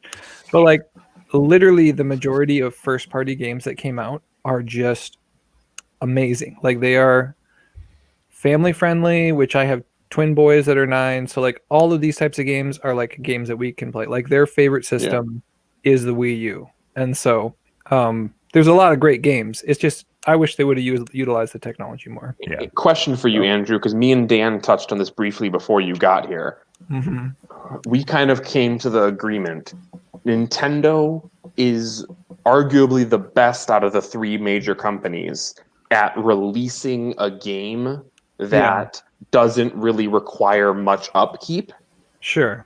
But like they're major day one patches, but they're the and updates worst and all that at- sort of thing. but they're the worst at providing upkeep and providing like length of life to their games. Okay, yeah. Last generation for sure. Nintendo's biggest thing, and I think it probably comes from Shigeru Miyamoto, is I think it was him that said it's better to release a good game late than a bad game. Yeah. Something Early or along, on time or something along the something, lines of that. Like to rush a game and it be terrible. Like it's Right. way better. That's why like Zelda Breath of the Wild, which was supposed to be only a Wii U game, got extended all the way to the point where they're like, well, let's make this a Switch game also. And Yeah. like, whether you like the game or not, you have to admit that like it's an incredible game. Man, that's the Whether thing you people like people it or forget. not, People forget that game came out on the Wii U. Yeah, most and I people played it think on of- the Wii U. Yeah, most people think of that game as like a Switch exclusive Right. launch title. It It was wasn't. supposed to be a Wii U game. Yeah. Right. So yeah, I would did not say- know that. Yeah, Yeah. it's kind of like the Twilight Princess with GameCube and Mhm. It's Wii. kind of what's happening with Yeah. Cyberpunk right now. Right. Yeah. So I would say yes. Yeah. They're all about when it comes to their first party games. Like this needs to be good right when it comes out. Yeah. I think They don't yes, provide much I would say support yes. They did afterwards. not last, but this generation, like I don't play the game, but Animal Crossing. If you're an Animal Crossing fan, this is like your time That's because true. they are updating that game all the time. True. So yes, I hopefully then they're improving this Right. generation. But like their online still sucks. yeah, Like, they're like stuck. I said earlier, they're gonna stuck say. in 2004. yeah, their online's terrible. But like if you like Smash Brothers, they are supporting that game like They've crazy. still got more content coming Yeah. out for that Yeah. game. If you are Like, a When it came you out, know, when the Smash Bros for the Switch came out, yeah, it already looked like they were throwing everything in the kitchen sink. They at it. were, They're like, and what then- more are you going to put in this game? yeah, they're and now still like adding Banjo stuff to it. Kazooie is going to be, or maybe he is already a player. I Yeah. don't know. Yeah. I kind of They stopped just added playing. mine. They just added Minecraft. Minecraft, yeah, and there's still Right. like 5 more characters that are going to come out. Yeah, it's Um, crazy. So Anyway. I think that they're getting a lot better at like. It's so funny how behind the times they are, where they're like, "Oh, we can continually develop this game and like support Imagine it that. after it's come out." Yeah. And Yeah. so like last generation, like that was not a Have very you tried to use Nintendo voice chat? in like for the Smash Switch. Bros? Yes. No, Yeah, It's the most complicated process. Don't Well, do don't you it. have to use your app? Yes. Yeah. An app, right? You have to use an app on Yeah. your phone. If Daniel and I play for online voice together, chat. we just call each other over Yeah. Google Voice. Yeah, or like Discord, like that. Yeah. Biggest pain in the ass ever. yeah, yeah. it's there are some things like I mean, even the Switch Pro controller doesn't have a headphone jack, No. and like Right. half the What time the- I'm using the headphone jack is just so that when my boys are sleeping, I can still hear, Yeah. and it's not even for me to like talk to anyone online. It's just I want to hear what's going on. Yeah. Right. Well, So- I used that's how I played the majority of my PS4 games was with my headphones plugged Right. into the controller so that Yeah. it wasn't disturbing So, my wife or anything like so that. we're coming down to about a half hour left of the show here. I would say we should jump into what we're thankful for from the what last are we generation. thankful for? And I think let's just Skip kind the of debate this rapid week. fiery. Like Yeah. Alberto, we can start with you and just kind of work our way around. If it's okay, what is it about this last generation that came out of it that you are the most thankful for and maybe optimistic about for the future? Oh boy. I'll let the optimistic part go to you guys because I think you guys are probably gonna like tackle like the more of the home console stuff. But I will bring up I think probably one of my favorite things from last gen. I was the same thing with Andrew. My first console from last gen was Wii U, and I had that for quite some time until I picked up the Xbox One and PS4. But despite the disappointment that I had from the Wii U, there was one system that I did manage to get a huge mileage on, and it was a 3DS. I ended up getting a 3DS during college and walking in between classrooms and or all my classes, sitting during lunch. It was the perfect game to kind of just to keep up. And I don't know how many hours I threw into Zelda Link Between Worlds, Pokemon X and Y, and the list just goes on and on because it was able to play your DS games. So I went back and I was playing like older games as well. The eShop was really good. I was playing like Sega Gear games on there during my lunch breaks. I was playing NES games. I played Kirby. I played Warrior Woods. I played whatever I wanted to really play.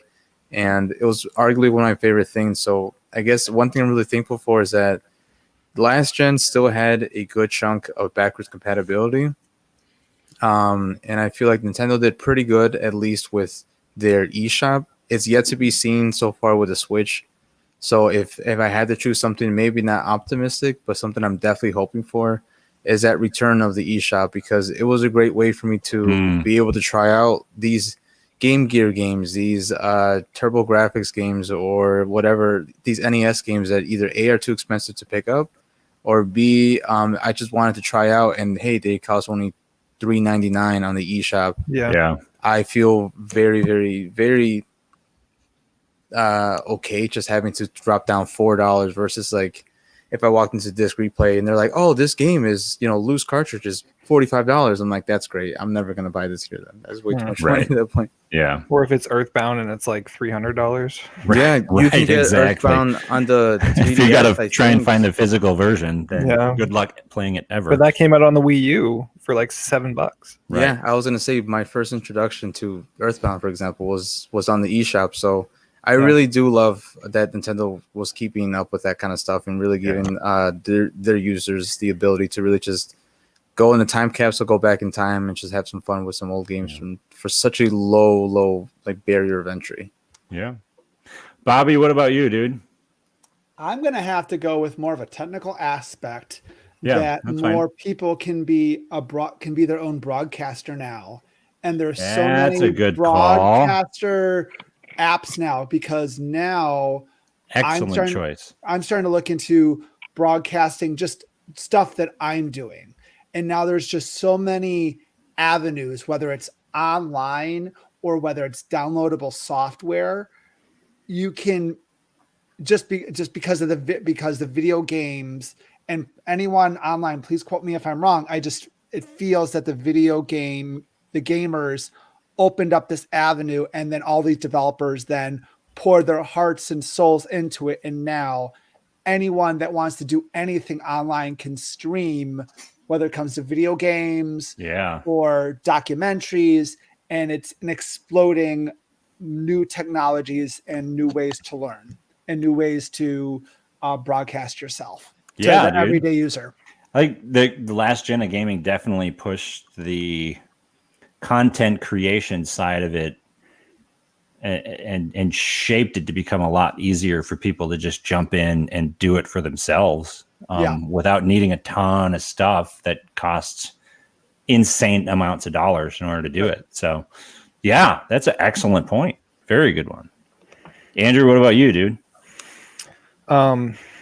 This is the first generation where during it, I was able to own all three systems, or all of the major systems. Yeah. Nintendo, Xbox, Sony is what you're talking about. Yes. Yeah. Okay. And so that's really cool that, like, now I didn't get them all at the same time, but I was able to experience, you know, everything that, because I believe all three of them have great things to offer. Nintendo just has the best, but I would say, so Daniel, you gave me your old Xbox One like 2 years ago. Mm-hmm. And before that, I had an Xbox 360. And whenever we wanted to play online, if I'm being honest, getting connected on an Xbox 360 was just not great. And it was, because you didn't know what the hell you were doing at the time. Anytime we wanted to play Gears of War 3, exactly why. Anytime we wanted to play Gears of War 3, it took like 45 minutes to actually get playing. Yep. Because somebody didn't know what the hell he was doing. No, because now this generation, whenever we want to play online, it's just send an invite. It worked. Everything worked. And so I feel like this last generation, you and I were able to play online together a lot more. Yeah, for sure. And so that was cool. So and then collaborative play. Yeah, for sure. I've only owned a PS4 for a year now, because last year I got it at Thanksgiving. And so Xbox, when I play it, it's usually just because I'm playing online with Daniel or a couple other people. PS4 is my system for like first party or single player games. And there's just a million amazing ones. And so, man, Last of Us 2, Days Gone, God of War, Spider-Man, Horizon Zero Dawn. Dude, I've like either beaten almost all of those or, you know, at least had a taste of some of them. And like, they're all been like incredible experiences that just in a year I've played like all of those games, and I feel like they're all just top-notch, incredible games. And then this last generation, it was on all the systems, but Shovel Knight, that game. There we go.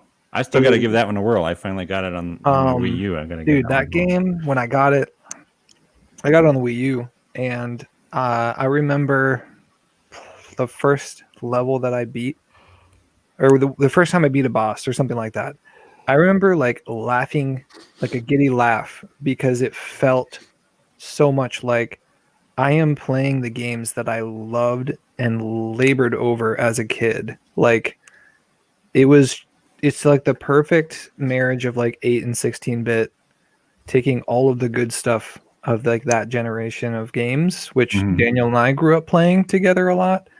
And it just felt like all of that is just like right back in my face again. And I haven't experienced that since being a kid. And so it just kind of brought me back to like being a kid again. So Yeah, that game I think is one of my favorite of this past generation. Cool. So. Christian, what about you, man? I would say mine was something that as I was prepping for tonight, I originally thought of as a downside. But then the more I thought about it, the more I realized that it was actually kind of a blessing in disguise almost. And that was looking at the PlayStation 3 era, there were so many franchises, right? And there was these games where you would get, we got a in the Xbox 360, PlayStation 3 era, we got a lot of full franchise like trilogies and that sort of stuff. Whereas in this last generation, we got so many unique games and so many original IPs. And so while yes, there are, like Alberto was kind of saying earlier, there's a lot of franchises that I miss and franchises that I wish would come back. But we got so many good games this last generation. Mm-hmm. Like Andrew was just kind of touching on. We got so many good single player games.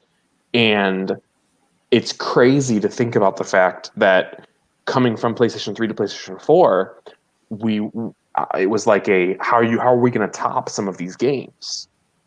And these games just came out and they just kept coming. And so I would say I am thankful for the quality of games this last generation. And it's interesting. This last generation was the first generation that I did not own all three: Nintendo, Sony, and Microsoft. So you're like the opposite of Andrew. Yeah, I actually didn't. I never owned a Wii U, and I've never owned an Xbox One. Now is a great time to get a Wii U because they're Missing out, dirt cheap. PlayStation 4 they are both systems are dirt cheap. Yeah, They really are. And the games are dirt cheap. Yeah, but so the PlayStation 4 was the only console that I owned for the entire generation, except for the last. I got a Switch 2 years ago, I think. Okay.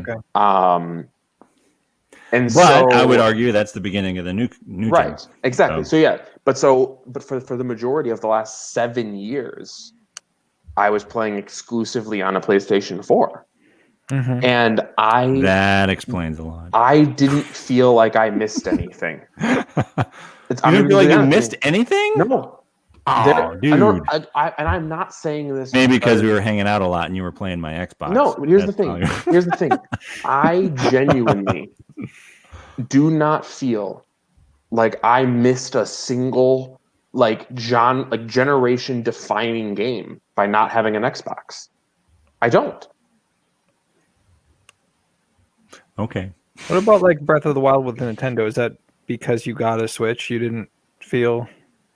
Okay, let's be honest. Breath of the Wild is just again, their version of every other open RPG and I'm going to be completely honest with you. Here's the thing: this is you are gonna.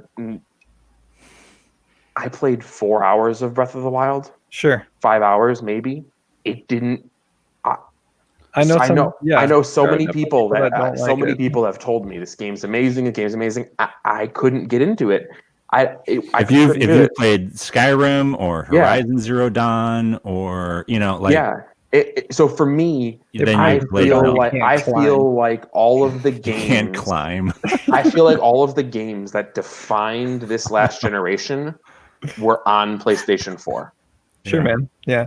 The one thing that I do wish is we had gotten more of those big franchises. Like I would agree with that side of it, Christian, as someone who also has a PlayStation 4.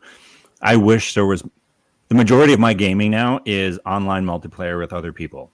Yeah. Like that's the time that I have. If I have time to play video games, I am using it to spend time playing with other people. Yeah. And that's why my PS4 sits there unused nearly all the time. Because if I'm playing a single player game, it's like, okay, I need to be dedicated to this to see it all the way through and actually finish it. And I just do not have the time for that. And you know what? It's that whole age old, and this is the case with anybody who has the kind of time or lack thereof that I have in my life right now, whatever system you're playing it on. If you're playing a single player game and you play for a few hours and then you leave and you can't come back to it for like weeks, you finally log in so and you're hard like, to pick what back the up. hell's going on again? Right. I can't So, remember what's happening. And What's especially especially pain in when you the get- ass, right? Yeah, well, especially when you get those open world games, Right, Like, exactly. That's and I'm one like, of the what is reasons this why I quest? And then never- you finally get on, and there's a bajillion updates you got to do first before you can actually play it. And so I would that- argue, though, Daniel, that it's not that you don't have time; it's that your exactly priority is online, because my priority is online, because Right. that's the way that I stay connected with during COVID right. with the and people. so I'm not saying that it's wrong that that's your priority. I'm just saying I don't think it's that you don't have time, because I feel like you play a lot of video games. Not much in the last 6 to 8 months, but Okay, sure. I have my own just life schedule craziness reasons for that. But over this last generation, I think there's something to be said about the earlier part of the console generation. I was probably doing more single player games for sure. Yeah. Towards the last half of it, it's been multiplayer after multiplayer. Well, and that's how I was before COVID hit. Before COVID hit, that's how I was. I was pretty much only playing multiplayer games online. I didn't have the time. So that's where, for me, as someone who has both systems, I wish there was more multiplayer exclusives on the PS4 that would make me dust the thing off a little more and play it more frequently. Like, for example, Resistance, right? Not a single Resistance game has come out this entire generation, right? Yeah. Like you were saying, there are all these major franchises that had multiple iterations of it. Well, and you look at or even look at Uncharted, like they had Uncharted 4, sure, but everything else was all last gen. And Uncharted 4's multiplayer was horrible. Right. Compared to Uncharted 2 and Uncharted 3's multiplayer, which were fantastic. But even going not on the exclusive side of it, you look at Grand Theft Auto, you look at Elder Scrolls, you look at stuff like that. Grand Theft Auto, sure, it released kind of right around the time that this generation was starting. It was kind of like what Cyberpunk is going to be. It was like released on last gen and this gen. It was the top selling video game for both Xbox and the PlayStation. Yeah. But I massive. Brought in way more money than any major film ever. Yeah, I don't consider that game a this generation game to me. I consider that a last generation game, which is, I know it's a disconnect in my brain. I would say the single player game, sure, but the online. Yeah, no, online 100%. But like, to me, GTA 5 online. Oh yeah, that's is definitely this past generation major. Yeah. Okay, but you look at single player, sure, maybe 360. It's been 9 years since Skyrim got released. And they're still releasing. They're still milking it. They're still milking it. Yeah. And we're probably still 2 to 3 years away from Elder Scrolls 6 at least. So wrapping this up. Yeah. You're thankful for, my thankfulness thing is something that I think Andrew's going to be agitated by. And it's something that I never thought I would hear myself say Stadia at all. Stadia. Stadia? No. Stadia. All 6 people that bought a Stadia. I am extremely thankful that this past console generation finally caught up with where PC gamers were as far as digital games and downloading games and making that become the primary way that I am playing video games. That doesn't bother me. Digital games are significantly cheaper now than they used to be. They're on sale all the time. And I used to love physical media. I used to absolutely love having a disc physically that I owned and displaying it and collecting them and all of that stuff. And now I'm like, give me a massive hard drive and just install them all on there. And whenever I get the next Xbox, God knows I'm going to have a crap ton of stuff that's going to be downloaded on it, because they're carrying all of that library that I've invested in over with it, including all of the games with gold and all the free titles that I've downloaded and all the insane sales that were available.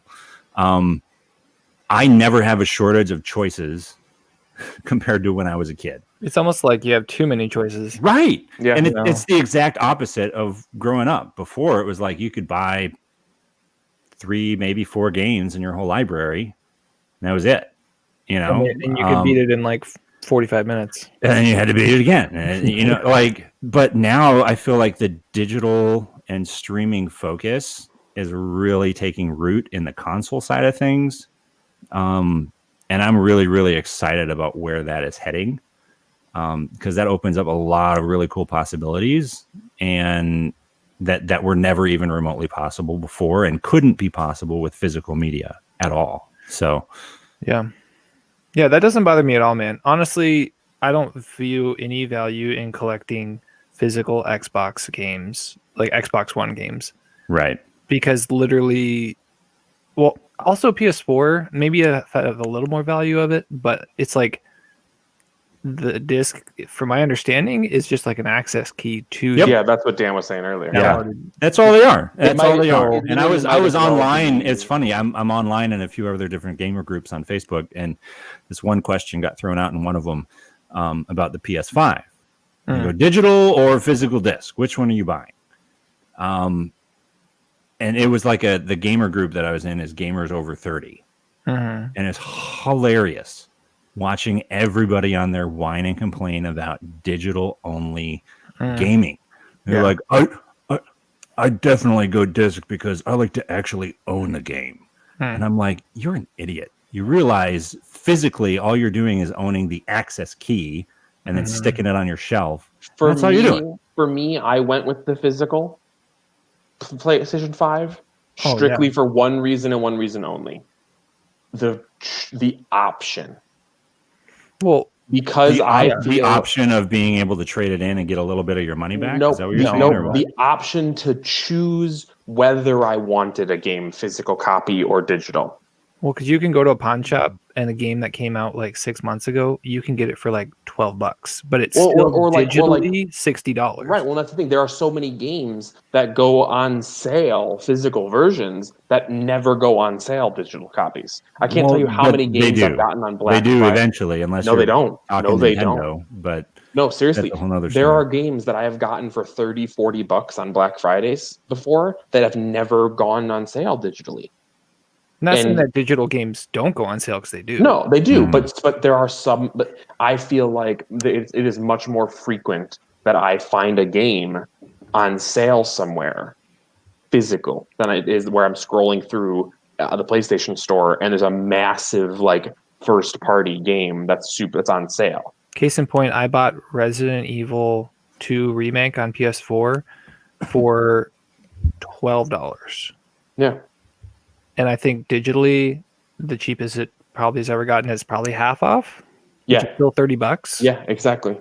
Really? I don't know. Well, I mean, I don't know. Maybe you're just not catching them at the right time. On Xbox, the Resident Evil 2 remake was like $15. Yeah, I was going to say. And you know that. what? And maybe it might be a PlayStation right now. thing where The 3 PlayStation has is like less the likely. deluxe version for $20. So sure. But like, either way, anyways. I don't want to be forced into only using one form of media. I get that. That was my thing. It wasn't about it's- collecting or anything like that. It was just purely having the choice, which I think is the blessing about this upcoming generation. Is people are gonna have the choice to play games however and wherever they want. Yeah. You know, people are going to be able. The digital side of it is just so. I don't know. The possibilities are. Yeah, no, I hear you, bigger. Daniel. I think that's. And I'm grateful for that. I really especially am. like Bobby with the said, too, 360 with era and streaming. PS3, like it was. Some games required you to install the disc on your hard drive, but not all of them did, and some of you could just play it right off the disc. Xbox One, PS4, it was like, nope, we're all installing these games now. Yeah. And now it's like, hey, you don't even need to install it. We're just going to stream it to your device. Mm-hmm. Like that's the progression, and I've actually really appreciated that. So yeah. And I never thought I'd hear myself say that, which is kind of weird. But go ahead, Bobby. I have my son turns 2 years old on Thanksgiving, and we just took away all the gates. So now all my physical DVDs are now there for him to go at. Yeah. Right. And my wife is like, why don't you just get rid of them? Because some of them are not available on all the streaming services. There you go. Yep. And I'm like, I'm going to share these with him someday, and I'm going to watch them with him. So I'm trying to hold on to him. And right now, he's going for. And I'm sorry. I think it goes back to Christian, what you're saying, having that choice of still having that physical copy. I mean, I'm going digital. All movies going forward are digital for me, but having that option, or say like I own this movie, it's definitely a great. Yeah. As long as it's well, it's like I don't remember the last time I bought a DVD. Right. Because 2006. Like legitimately, like I don't remember the last or a time. CD even, right? Like when's the last I time feel anyone I bought a old in CD? this I haven't bought a conversation. How's that CD in possible? probably a decade. What was that, Alberto? I said that I feel really old in this conversation because I'm the same age as Are you Christian. buying But CDs? I bought CDs like all the way up until quarantine happened. I still bought CDs. Yeah, I mean it has. What was the last CD you bought? I need to know. I think it was the Foo Fighters CD.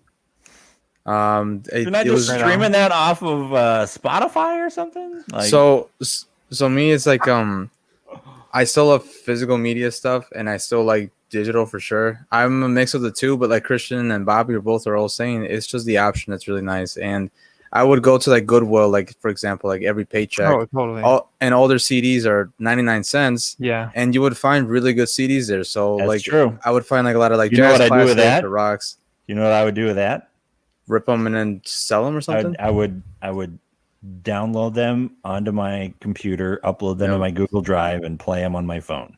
Like I'm not playing the CD, is what I'm saying. Like I'm not the actual CD. You're not carrying around a CD player in your pocket, listening to it on headphones. I've got a massive thick binder of all these CDs I'm lugging around with me like you everywhere. said. It's like you said with the Switch. I have a 6.6 CD changer in the back of my car that I have to unload and load before I leave. Yeah. And like you said, you got to pick between those 6 CDs. People aren't carrying around a case of CDs. Right. I got my mix I got my mix CD too. You're plugging your aux cord into your phone in your car and blasting the music off there. Exactly. Most cars don't even have a CD player anymore. And that's where I was actually optimistically surprised when PlayStation announced that they were going to have an all digital console released on launch day. Yeah. I was like, okay, they might not be totally clueless with where gaming is going. Like they kind of get it.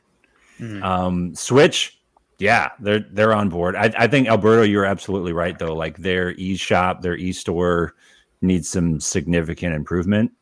I just want to know how is it possible that Nintendo is like literally a decade in the past with their online system? I just don't understand it. I don't know either. I think they took a step back, to be honest with you. I feel like they had a really, really good setup by the end of the lifespan for the Wii U, and then they went back to something that was like in the year 2020. Simple. I shouldn't have to go through like 6 steps to voice chat with somebody. Yeah, totally. I agree. That is, one of the major downfalls. Anywho, so we wrap this up. Yeah, we're coming in at almost 2 hours here. So I did have one like a kind of wrap up. It's a good wrap up question, I guess. Let's go for it. And Bobby, maybe you'll have kind of a different like perspective than necessarily a game, but I guess. What is your most memorable moment from this last generation of gaming? It can be a game, it can be getting the console, it could be beating something. Like, what is the moment that in your mind defined this last generation? Batman Arkham Asylum, it came on what? PlayStation 2 or PlayStation 3? PlayStation 3. Okay, PlayStation so then 3, but I'll count it though because they have remastered versions of them that are so I owned a PlayStation 3. That was my last PlayStation that I owned. Okay. So I guess just playing through it and just that was the last game I bought. Okay. I physically bought. It's a good game. It's a good game. Game. The Batman, and I think the series out because after that I lost track. I couldn't buy video games. Yeah. I play games on my phone. I shouldn't say I play games on my phone, and I've got my Game Boy Advance, and I'm playing Link to the Past again and original Link. But I guess that's my one memory is that, and I wish I could buy, being an adult sucks, and I It wish does. they could. No, you know what? And everybody's in a different position. And I wish That was the one thing we posted this past week. Was like the worst video game ever. Adulting. That's the wish I worst could game play- ever. I wish I was playing Breath of the Wild because Yeah. I have such a tie to that franchise, and every time I hear, Yep, totally, dude. Alberto, what about you?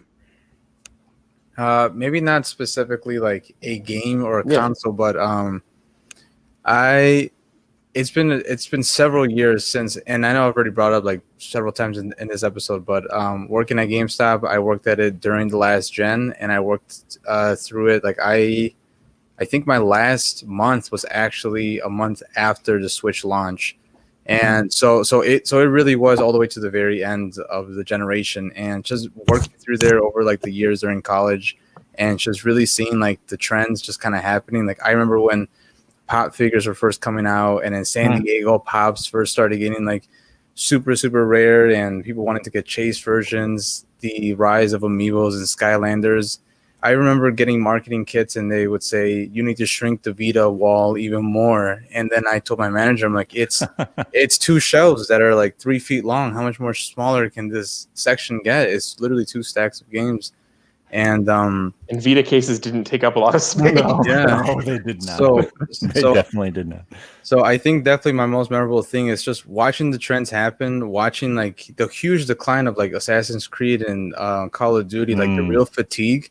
I remember doing every midnight launch, and it got more and more empty, and it was just so weird to see. And then right before I left, Call of Duty started doing that small upswing, and so did Assassin's Creed. So like the crowds started getting a little bit bigger all over again. But I remember working there also when No Man's Sky came out, and the next day after everyone really hated it, I was called a lot of names.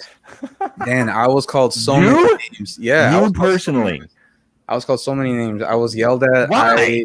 Because it turned into a $40 trade-in probably at most. I get it, but want my why are the $11? customers yelling at the poor kid at GameStop that had nothing to do with the game? Have you met human beings? everybody was upset at me because like our like You sold me this. You knew better. The whole company sold out of physical copies, and I remember digital gaming was starting to get bigger, so we offered digital games. They go home, not even 24 hours later, they come back, says, "This is absolute garbage. I want my money back." And I'm like, "Well, I can't because it's a digital copy. It's a digital code, and you used it, and I can't give you money." And just like the real rise of digital gaming as well, like it started to become much more common, and just like you no longer can't just try a game and return it anymore. It's like that's it. This is a permanent marker swipe.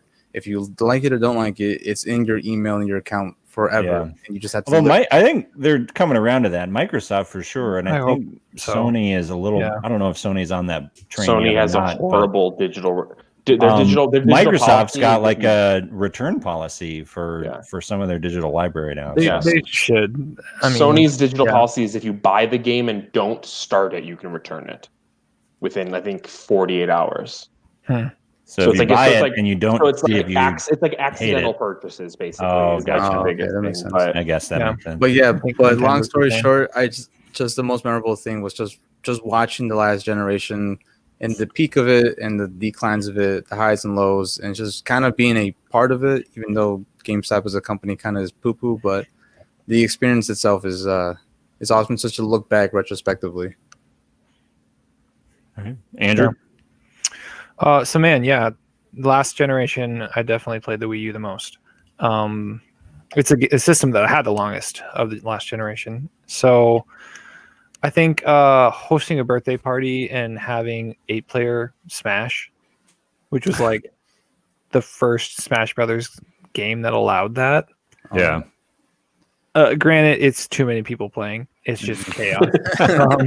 Yeah, the game's nuts enough as it is with 4 people. But it was a blast to like have 8 people in my tiny living room of my apartment at the time that we were living.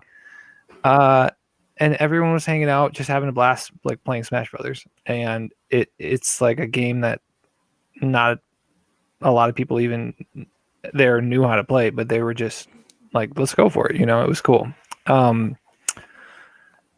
Yeah, man, that even though it was like a very small amount of games compared to all the other systems. Just every time I bought a new Wii U game, and that it was like a great experience for me. Because that was a time where I definitely didn't have a lot of money to be able to buy games. And so my kids were like 2-3 years old, and I didn't have a whole lot of time or a whole lot of money to be able to invest. So it was like, it was an investment when I bought a game. Where now it's like a lot easier to just, I don't know. Yeah. It's so much easier to buy games now. But yeah, so just the investment of that. And then Nintendo Land. Nintendo Land was a huge like party game that even for Christmas, a couple of years, we would like, our sister who hates video games was like, can we play this game? I want to play this game. Like, she was all in for it. So just I feel like the Wii U, out of any of the systems of the last generation, like brought people together in my family or in my household. So yeah. Christian, do you want to go or? Yeah, I'll go. Okay. For me, I would say it was just being able to connect online with so many people. And I had so many different friends that I had made on like kind of the tail end of the PlayStation 3 era. And just being able, just the memories from the PlayStation 4 era of all sorts of different games, Call of Duty, Fortnite, all sorts of these different games. And the memories being made with people who most normal people would say, oh, why are you friends with them? You've never met them in real life. You have no idea who they are. Right. But it's like some of the best friendships that I have are people who I've never met in real life, but I've played for 7, 8, 9, 10 years with online. Yeah. And so it's just I think those friendships and those memories of experiencing games for the first time is kind of my best memory of that. And it's something that I'm hoping I look forward to continuing to experience with the PlayStation 5 and maybe an Xbox Series X down the line, depending on Bethesda. I think it'd just be awesome to have both systems. I mean, it's all right, for me, wrapping it up real quick, I would say if I were to pick a game, this is going to be kind of weird and random, but I've got really, really awesome positive memories grinding through 100% completion on Ghost Recon Wildlands. When it came out, that game sucked, and it got radically better. And reached a point of like me, and I don't know if he's listening, but my friend Pete and John and another friend Brian, like we squatted up on that game so many times and got 100% completion on every aspect of it.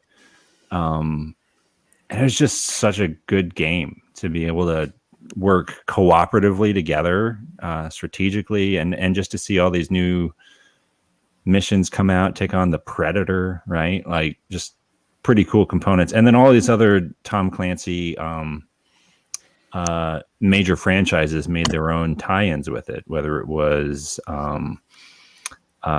Sam Fisher with Splinter Cell, or whether it was Rainbow Six, or whether it was even The Division. Like there's just really cool tie-ins. So that was a lot of fun. But outside of any specific game, I would say the thing that I have loved the most is probably being able to watch Microsoft rise out of the ashes to be a trend leader and trend setter for the industry after having such a sucky start. And just, I don't know. I'm glad to be able to be proud of being an Xbox person right now and have that not be something I have to work nearly as hard to defend as I did 7 years ago. So anyways, very like Dan that even to the end of the episode, he remains the ultimate Xbox fanboy. Of course. My favorite memory is that Xbox exists. Yep.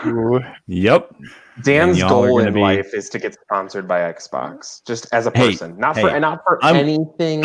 I'm wearing Xbox socks right Oh now. my Like they All right. take me And on everywhere. that note, everybody have a great week. Have a great week. Have a wonderful Thanksgiving, and Yes. we You will all catch stay you all on safe. the next episode. So Take care, guys. Thanks. awesome. good Have a one. good night, guys.